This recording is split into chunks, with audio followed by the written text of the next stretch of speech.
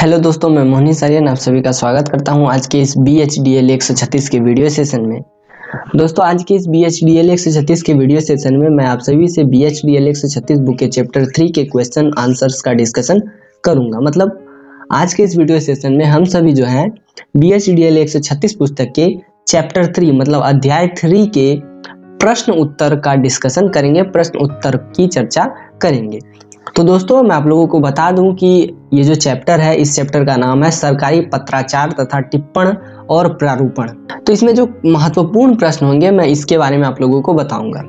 दरअसल दोस्तों, क्वेश्चन पर बढ़ने से पूर्व मैं आप लोगों को सबसे पहले इस पूरे के पूरे चैप्टर की समरी को, मतलब इस पूरे के पूरे चैप्टर के सारांश को समझाने की कोशिश करता हूं, बहुत ही कम शब्दों में, ज़्यादा शब्दों में नहीं। दरअसल दोस्तों, जैसा कि चैप्टर का नाम है, अध्याय का नाम है, वो है सरकारी पत्राचार तथा टिप्पण और प्रारूपण।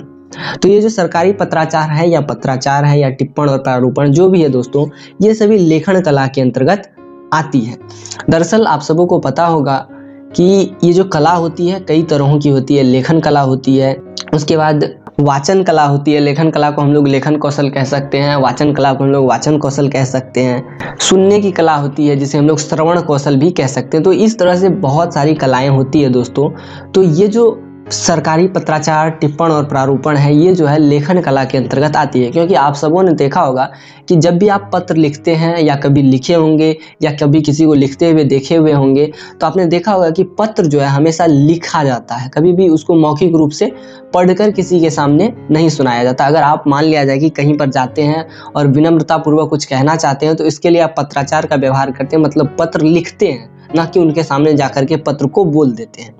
तो दोस्तों, पत्र जो लेखन है, जो सरकारी पत्राचार है, ये सारी जो चीजें हैं, ये सभी कलाएं लेखन कला के अंतर्गत आती है, जिसे हम लोग लेखन कौशल कह सकते हैं। तो ये बात आप लोग समझ गए दोस्तों। अब हम लोग बात कर लेते हैं सरकारी पत्राचार से पहले पत्र लेखन के बारे में। तो ये पत्र लेखन क्या है? तो दोस्तों, मैं आप लोगों को बता दूं कि ये जो पत्र लेखन है, यह ऐसी कला है जो हमें शब्दों तथा भावों की अभिव्यक्ति के माध्यम से अपने सगे संबंधियों, पदाधिकारियों, मित्रों, संपादकों इत्यादि से जोड़ती है। मतलब ये जो पत्र लेखन है, इसके माध्यम से हम अपने मित्र, सगे संबंधी, दोस्त, पदाधिकारी, लेखक आदि से जुड़ सकते हैं। और ये जो कला होती है दोस्तों, काफी सुंदर कला है। और यह जो कला है, ये जो पत्र लेखन की कला है, यह हमारे जीवन का एक महत्वपूर्ण अंग है। तो ये बात आप लोग समझ गए दोस्तों। और ये जो पत्र लेखन होता है दोस्तों, ये मुख्यतया दो प्रकार का होता है, अनौपचारिक पत्र और औपचारिक पत्र। अनौपचारिक पत्र को हम लोग इनफॉर्मल लेटर कह सकते हैं और औपचारिक पत्र को हम लोग फॉर्मल लेटर कह सकते हैं। बाद में इन्हीं अनौपचारिक और औपचारिक पत्रों को विभिन्न उपवर्गों में बांटा गया है, जिसकी चर्चा हम लोग करेंगे। उन्हीं उपवर्गों में सरकारी पत्राचार, टिप्पण, प्रारूपण भी आता है। तो मुख्यतया जो आधार है वो है पत्र लेखन, और पत्र लेखन में ही सरकारी पत्राचार, टिप्पण और प्रारूपण आदि आते हैं। तो अभी मैंने आप लोगों को अनौपचारिक पत्र के बारे में बताया। तो ये आखिर अनौपचारिक पत्र है क्या?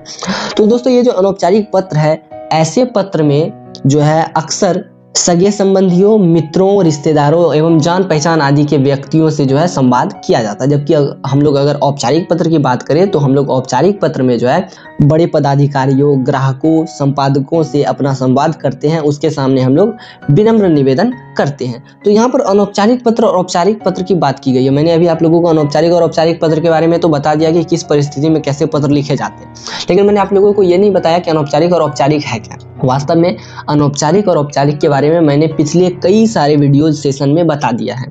फिर भी मैं यहाँ पर संक्षेप में बता देता हूँ कि अनौपचारिक का मतलब होता है सामान्य बोलचाल की भाषा, जिसका प्रयोग हम लोग अक्सर करते हैं, मतलब बिना रोक टोक करते हैं, बिना सोचे समझे करते हैं। तो वैसी जो भाषा होती है वो अनौपचारिक भाषा के अंतर्गत आती है। लेकिन जिस भाषा का प्रयोग, जिस शब्द का प्रयोग, जिस संवाद शैली का प्रयोग हम लोग सोच समझ कर करते हैं, विनम्रता पूर्वक करते हैं, तो वह जो भाषा शैली है, वह जो भाषा है, वह जो शब्द है, वो सभी शब्द, भाषा एवं भाषा शैली जो है वो औपचारिक शैली के अंतर्गत आते हैं। तो अब आप लोग समझ गए होंगे दोस्तों कि वास्तव में अनौपचारिक पत्र कहाँ लिखा जाता है। तो अनौपचारिक पत्र वहाँ लिखा जाता है जहाँ पर सामान्य बोलचाल की भाषा का प्रयोग कर सके। मतलब हम लोग अपने रिश्तेदार, सगे संबंधियों से ही तो सामान्य बोलचाल की भाषा में बात करते हैं। ऐसा तो नहीं है कि हम इतने विनम्र हो जाते हैं कि अपने दोस्तों के सामने, दोस्तों को अगर कुछ बोलना रहता है तो हम कहते हैं कि श्रीमान आप कैसे हैं, ऐसे तो नहीं बोलते हैं। दोस्तों को बोलते हैं कि क्या हो, क्या हाल है, कैसे हो दोस्त, इस तरह से बोलते हैं। तो ये जो है, ये जो भाषा की शैली है, अनौपचारिक भाषा की शैली है। और जब हम लोग औपचारिक पत्र की बात करते हैं तो हम लोग विनम्र पूर्वक अपना निवेदन जो है बड़े पदाधिकारियों के सामने रखते हैं, व्यापारियों के सामने रखते हैं, संपादकों, प्रधानाचार्यों आदि के सामने रखते हैं। तो ये बात आप लोग समझ गए दोस्तों। तो अब आप लोग अनौपचारिक और औपचारिक पत्र में भेद कर सकते हैं और आप लोग जो है अनौपचारिक और औपचारिक पत्र में अंतर बता सकते हैं। इज दैट क्लियर दोस्तों? अब मुझे लगता है कि क्लियरली आप लोग समझ गए होंगे। अब मैं आप लोगों को अनौपचारिक और औपचारिक पत्र के उदाहरण दिखाऊंगा, लेकिन मैं आप लोगों को बता दूं कि उदाहरण अलग से दिखाना कठिन है, इसीलिए मैं आप लोगों को इसी क्वेश्चन का जब डिस्कशन करूंगा तो उसमें आप लोगों को अनौपचारिक और औपचारिक पत्र का उदाहरण दिखा दूंगा। आप लोग चिंता ना करें। चलिए अब हम लोग क्वेश्चन पर आगे बढ़ते हैं। अब हम लोग क्वेश्चन डिस्कस कर लेते हैं। तो दोस्तों वीडियो डिस्कशन का जो सबसे पहला क्वेश्चन है वो ये है कि पावती और अंतरिम उत्तर में भेद कीजिए। तो ये क्या है, इस पर अभी हम लोगों को डिस्कस करना है। देखिए दोस्तों, इसमें बहुत ही सामान्य सा अंतर है, वो मैं आप लोगों को बता देता हूँ। तो दोस्तों, जब भी हम लोग औपचारिक भाषा में किसी कार्यालय में पत्र लिखते हैं, मतलब किसी कार्यालय को अपना पत्र लिखते हैं, ठीक है, तो वो जो पत्र है दोस्तों जब कार्यालय तक पहुंच जाती है तो वही पावती के अंतर्गत आती है। और दरअसल होता ये है कि ये जो पावती है मुख्यतया दो कार्यालयों के बीच में होती है। मतलब पत्राचार जो होता है, मतलब पत्रों का जो आदान प्रदान होता है, तो एक कार्यालय से जब दूसरे कार्यालय पहुंच जाती है तो दूसरे कार्यालय में उसी पत्र को पावती कहते हैं। और जब उसी पत्र का उत्तर, मतलब उस पत्र के दिशा निर्देश में कुछ ऐसे निर्णय लिए जाते हैं और उस निर्णय को जब पहले वाले कार्यालय तक भेजा जाता है तो पहला वाला जो कार्यालय पत्र प्राप्त करता है उसे ही अंतरिम उत्तर की संज्ञा देते हैं। मतलब होता क्या है कि एक कार्यालय में जब पत्र चला जाता है तो वो पावती हो गया, जबकि उसी कार्यालय से जब पत्र उत्तर के साथ वापस आता है तो वो अंतरिम उत्तर के अंतर्गत आता है। आप लोग ये समझ गए दोस्तों। अब तीसरा प्रश्न है, पत्र और अर्ध सरकारी पत्र में अंतर स्पष्ट कीजिए। देखिए दोस्तों, पत्र और अर्ध सरकारी पत्र से यहाँ मतलब है कि सरकारी पत्र और अर्ध सरकारी पत्र में अंतर स्पष्ट कीजिए। तो दोस्तों मुख्यतः होता यह है कि जब किसी संस्था से सूचना मांगनी हो, देनी हो, लेनी हो, तो उस समय जिस तरह के पत्र का प्रयोग किया जाता है वो सरकारी पत्र होता है। और सरकारी पत्र अक्सर जो है दो सरकारी कार्यालयों के बीच इस्तेमाल में लाए जाते हैं, जबकि अर्ध सरकारी पत्र जो होते हैं ये जो है किसी सरकारी संस्थान से प्राइवेट संस्थान को भेजे जाते हैं, या फिर कभी कभी होता यह है कि दो बड़े बड़े अफसरों के बीच में संवाद के लिए अर्ध सरकारी पत्र का प्रयोग किया जाता है। अब दोस्तों आगे बढ़ते हैं, अगला प्रश्न क्या है उस पर हम लोग जरा डिस्कशन कर लेते हैं। दोस्तों अगला प्रश्न है, पत्र और कार्यालय आदेश के प्रारूप में अंतर स्पष्ट कीजिए। तो सामान्य सी ये जो बात है आप लोग स्पष्ट समझ ही सकते हैं कि जो पत्र होता है, मतलब यहाँ पर जो बात की गई है ये सरकारी पत्र के मामले में बात कही गई है। तो सरकारी पत्र और कार्यालय आदेश में अंतर स्पष्ट कीजिए। तो वास्तव में होता ही है दोस्तों कि जब दो बड़े बड़े संस्थाओं के बीच पत्रों का आदान प्रदान होता है तो उस समय जो पत्र हैं वो पत्र जो है सरकारी पत्र के अंतर्गत आते हैं या सामान्यतया पत्र के अंतर्गत आते हैं।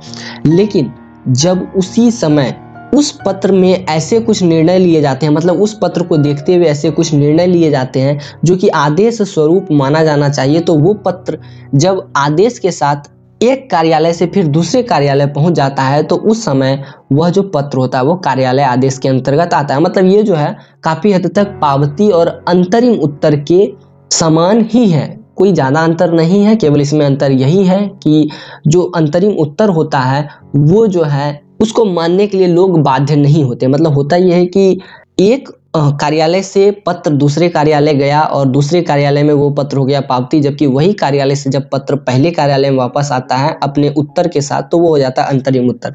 लेकिन जब हम लोग पत्र और कार्यालय आदेश की बात करें तो होता ही है कि पहले कार्यालय से जब पत्र दूसरे कार्यालय तक गया तो वो समान स्थिति में पत्र है, जबकि दूसरे कार्यालय में उसी पत्र को देखते हुए कुछ निर्णय लिया गया जो कि जन कल्याण को मानना होगा, तो उस समय जब वह पत्र दूसरे कार्यालय से पहले कार्यालय में उत्तर के साथ आएगा तो उस पत्र को कार्यालय आदेश के नाम से जाना जाएगा। ये बात आप लोग समझ गए दोस्तों। अब है पृष्ठांकन का प्रयोग किन स्थितियों में किया जाता है। मतलब ये जो पृष्ठांकन है उसका प्रयोग किन स्थितियों में किया जाता है। तो दोस्तों सबसे पहले मैं आप लोगों को पृष्ठांकन के बारे में बता देता हूँ। दरअसल होता ये है कि ये जो पृष्ठांकन है ये एक लंबी सी प्रक्रिया है। पृष्ठांकन का मतलब होता है अलग अलग कार्यालयों से होकर पत्रों का गुजरना और फिर उसी कार्यालय से, मतलब अलग अलग कार्यालय से फिर पत्र का उसी जगह वापस आ जाना। मतलब हो सकता है कि एक पत्र को 5 कार्यालय पार कर छठे कार्यालय में अंतिम उत्तर के लिए जाना है, तो 5 कार्यालय जब वो पत्र पार करता है तो प्रत्येक कार्यालय में कुछ ना कुछ बातें लिखी जाती है। उस पत्र में प्रत्येक कार्यालय से सील मोहर किया जाता है और फिर वो पत्र जो है आगे की ओर बढ़ता है।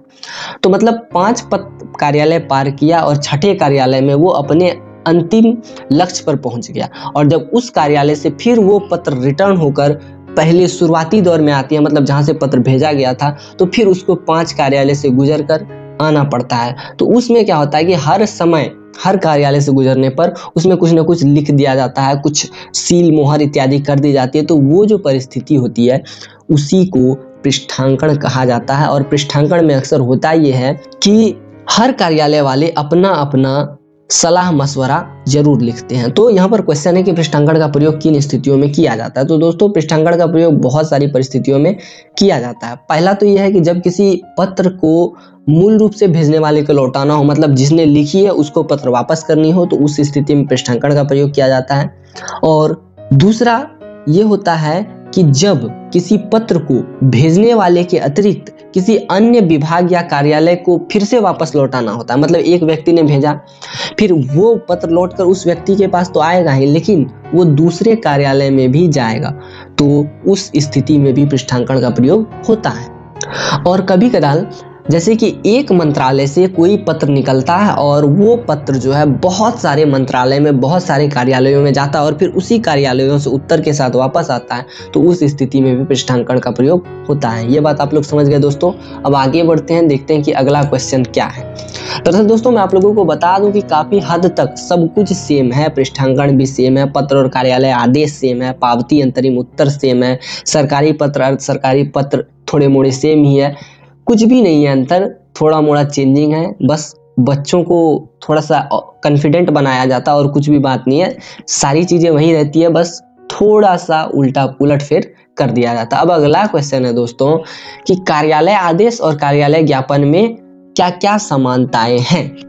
तो दोस्तों सबसे पहले मैं आप लोगों को कार्यालय आदेश के बारे में बता देता हूं और उसके बाद मैं आप लोगों को कार्यालय ज्ञापन के बारे में बताऊंगा, फिर मैं आप लोगों को समानताएं भी बताऊंगा। दरअसल दोस्तों कार्यालय आदेश वैसे आदेश होते हैं जिसको मानना अनिवार्य होता है, मतलब कार्यालय के अंदर एक कार्यालय से अगर कोई पत्र दूसरे कार्यालय तक जाता है और उस कार्यालय के व्यक्ति को क्या होता है कि हर आदेश को मानना पड़ता है उस पत्र के अकॉर्डिंग, तो वो कार्यालय आदेश है। जबकि एक पत्र किसी कार्यालय से दूसरे कार्यालय में जाता है और उस पत्र के अनुसार दूसरे कार्यालय का व्यक्ति जो है उस पत्र में लिखे गए बातों को मानने को बाध्य नहीं है, तो वो कार्यालय ज्ञापन है। ठीक है, तो ये बात आप लोग समझ गए दोस्तों।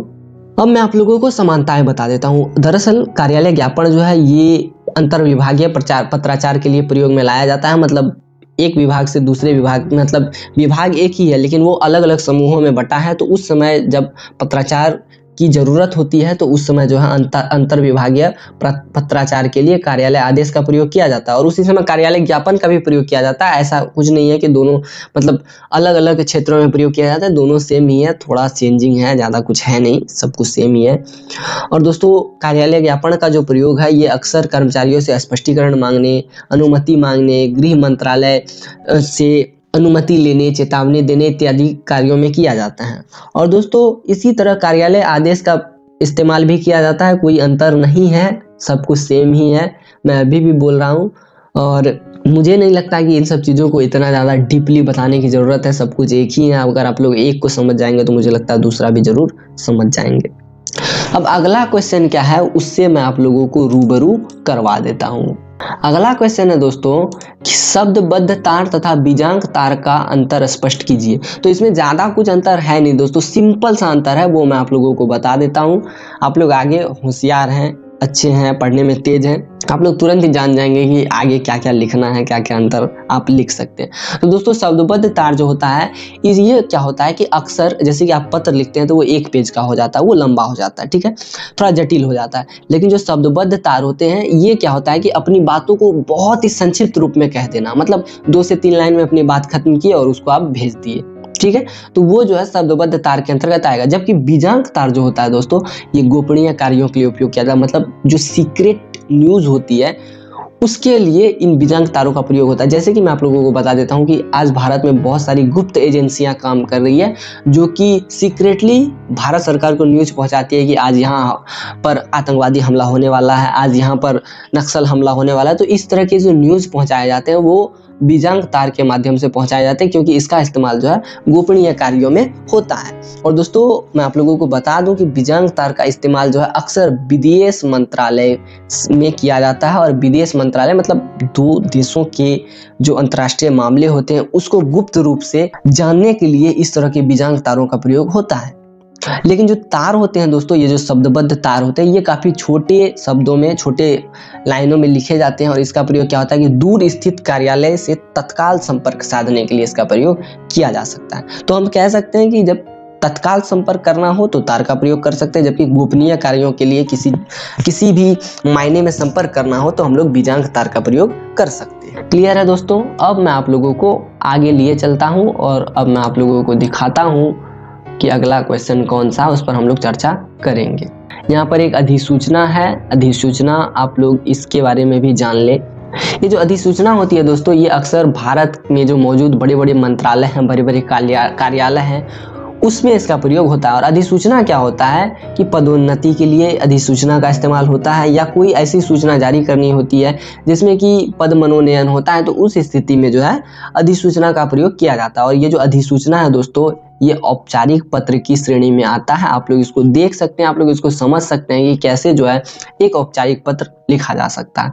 ये औपचारिक पत्र ही की श्रेणी में आता है। कभी कदार इसको अलग भी रखते हैं। अलग अलग व्याकरणों का जो अलग अलग मत है, अलग अलग जो व्याकरण शास्त्री हैं जो व्याकरण लिखते हैं, वो अलग अलग तरीके से अपनी बातें रखते हैं। मैं उस झमेले में नहीं पढ़ना चाहूँगा, क्योंकि मैं भी एक सिंपल सा व्यक्ति हूँ। मुझे भी नहीं पता कि क्या कैसे है, मैं भी कोई बहुत बड़ा ज्ञाता तो हूँ नहीं, मैं भी पुस्तक के अकॉर्डिंग ही आप लोगों को बता रहा हूँ। अगला प्रश्न है, अर्ध सरकारी पत्र का अर्थ उदाहरण सहित लिखिए। अब है अर्ध सरकारी पत्र का अर्थ जो है वो उदाहरण सहित लिखिए। तो इसके बारे में मैंने आप लोगों को पहले ही बता दिया दोस्तों। अर्ध सरकारी पत्र क्या होता है? जब किसी सरकारी मंत्रालय से या सरकारी कार्यालय से प्राइवेट मतलब जो गैर सरकारी है वहां तक पत्र भेजा जाता है, तो उस समय जो है अर्ध सरकारी पत्र का प्रयोग किया जाता है। और इसका जो प्रयोग है वो अक्सर सूचनाएं मांगने के लिए, सूचनाएं भेजने के लिए होता है। तो ये बात आप लोग समझ गए दोस्तों। और दोस्तों अब यहाँ पर नीचे उदाहरण है अर्ध सरकारी पत्र का, वो भी मैं आप लोगों को बता देता हूँ। अर्ध सरकारी पत्र, ये जो अर्ध सरकारी पत्र है दोस्तों, ये मूलतः औपचारिक पत्र की श्रेणी में आता है। आप लोग चाहें तो इस अर्ध सरकारी पत्र के उदाहरण को देख करके आप लोग समझ सकते हैं कि औपचारिक पत्र जो है वो कैसे लिखा जाता है। ये बात आप लोग समझ गए दोस्तों। अब औपचारिक पत्र कैसे लिखते हैं, अनौपचारिक पत्र कैसे लिखते हैं, वो भी मैं आप लोगों को यहीं पर बता देता हूँ। दरअसल होता क्या है कि जो औपचारिक पत्र होते हैं उसमें सबसे पहले तो ये लिखा रहता है कि किस व्यक्ति ने या किस मंत्रालय ने ये पत्र लिखा है, ठीक है। उसके बाद सेवा में लिखा जाता है। उसके बाद जो भी व्यक्ति जिसके पास भी ये पत्र लिखा जा रहा है उसका एड्रेस, उसका जो पद है उससे संबोधित किया जाता है उसको। जैसे कि अगर आप प्रधानाचार्य के पास पत्र लिखते हैं तो आप लिखते हैं सेवा में, उसके बाद प्रधानाचार्य पद की गरिमा को रखते हुए यहाँ लिखते हैं श्रीमान प्रधानाध्यापक। और यहाँ पर जब आप पत्र लिखते हैं तो आप अपना एड्रेस देंगे, आप अपना पिन कोड देंगे, यहाँ पर आप अपने डेट तारीख सारी चीज़ें लिखेंगे। उसके बाद आपको क्या करना है, थोड़ा औपचारिक पत्र जब आप लिखते हैं तो वहाँ सविनय निवेदन है कि ये अपना कुछ पता देंगे। उसके बाद आप मूल बात लिखेंगे। उसके बाद आभार व्यक्त करेंगे कि इस उपकार के लिए मैं श्रीमान का सदा आभारी बना रहूँगा। उसके बाद आप नीचे जो आपका विश्वास भाजन या आपका आज्ञाकारी छात्र, इस तरह की जो बातें हैं वो लिख देंगे। तो इस तरह से आप एक औपचारिक पत्र लिख सकते हैं। जबकि हम लोग अगर अनौपचारिक पत्र की बात करें तो उसमें भी ज़्यादा कुछ अंतर है नहीं दोस्तों। वास्तव में पत्र लिखने वाला सेम इसी तरह होता है।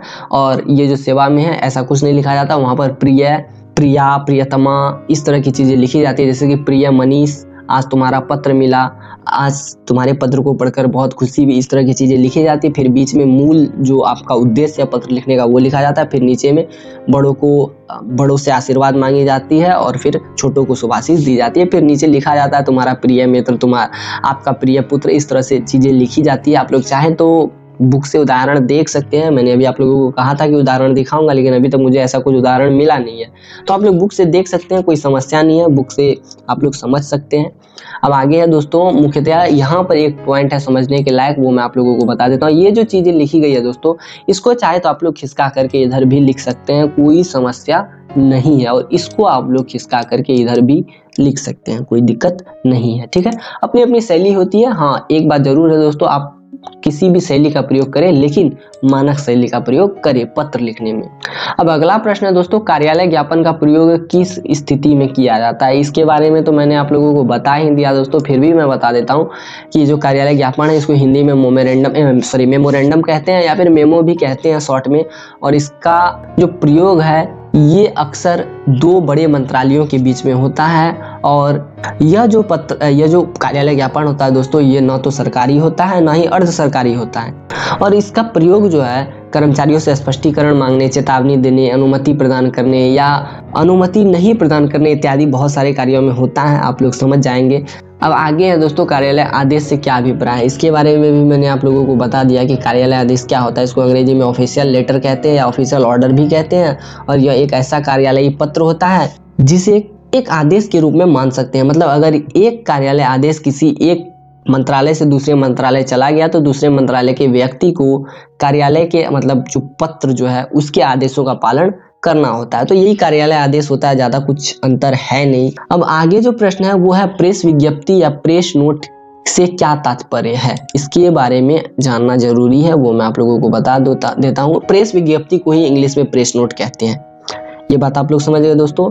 अब होता क्या है कि ये जो प्रेस विज्ञप्ति है, ये जो है सरकार की नीतियों को दिखाती है। एक्चुअली जब सरकार कोई नीति या निर्णय या प्रस्ताव या आदेश पर विस्तृत विचार विमर्श करना चाहती है, तो वो प्रेस विज्ञप्ति या प्रेस नोट जारी करती है। और इस प्रेस विज्ञप्ति और प्रेस नोट में अंतर कुछ नहीं है दोस्तों, यही अंग्रेजी हिंदी का अंतर है, बाकी कोई अंतर है नहीं। लेकिन फिर भी इस पुस्तक में जो है डिफरेंस दिखाया गया है, अंतर दिखाया गया, तो वो मैं आप लोगों को बता देता हूँ। एक्चुअली प्रेस विज्ञप्ति जो होती है वो ज्यों का त्यों प्रकाशित कर दिया जाता है। मतलब मंत्रालय जिस तरह से लिख करके देते हैं उसी तरह से उसको प्रकाशित कर दिया जाता है। जबकि प्रेस नोट को जो है क्या किया जाता है कि इसको अपने तरीके से ढाला जाता है। मतलब कोई प्रेस नोट निकलता है तो इसको जो संपादक होते हैं, जो पेपर या अखबार लिखने वाले होते हैं, जो समाचार पत्र वाले होते हैं, उसको मतलब जो प्रेस नोट को अपने हिसाब से ढाल सकते हैं। तो ये बात आप लोग समझ गए दोस्तों। अब आगे कोई भी महत्वपूर्ण प्रश्न है नहीं दोस्तों, जितने महत्वपूर्ण प्रश्न थे सबसे मैंने आप लोगों को अवगत करा दिया। वैसे इस चैप्टर से जो क्वेश्चन आएंगे, मुझे लगता है कि औपचारिक और अनौपचारिक पत्र के उदाहरण लिखने के लिए आएंगे। और अनौपचारिक और औपचारिक पत्र की जो विभिन्नताएं हैं, जो अंतर है दोनों में, वही सारी क्वेश्चंस पूछी जाएगी एग्जाम में। आप लोग चिंता ना करें, जितने भी क्वेश्चन थे मैंने सब बता दिया आप लोगों को।